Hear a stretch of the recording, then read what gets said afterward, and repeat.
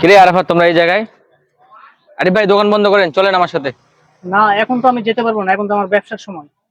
আরে ভাই, বন্ধ করেন তো, আমি রেস্টুরেন্টে খাওয়াবো, চলেন। কি উপলক্ষে?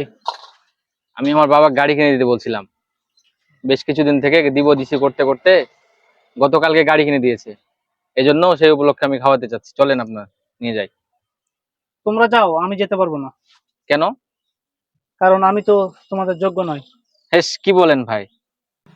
কারণ তোমাদের বাড়ি আছে, গাড়ি আছে, টাকা পয়সা আছে, অনেক কিছুই আছে। আমার তো শুধু একটা ব্যবসা। আর তোমাদের সঙ্গে গেলে তোমাদের মান সম্মান নষ্ট হবে। ভাই ব্রাদার, বন্ধু বান্ধব মন থেকে, টাকা পয়সা দিয়ে নয়। একজন গরিব মানুষ যদি চায় আর যদি তার মনটা ভালো থাকে, তাহলে সে বড়লোক মানুষের সাথে চলতে পারে। আবার একটা বড়লোক মানুষের মন যদি ভালো হয়, সে গরিব মানুষের সাথেও চলতে পারে। আপনি ওইসব বাদ দিয়ে দোকানটা বন্ধ করে চলেন তো আমার সাথে, বন্ধ করেন।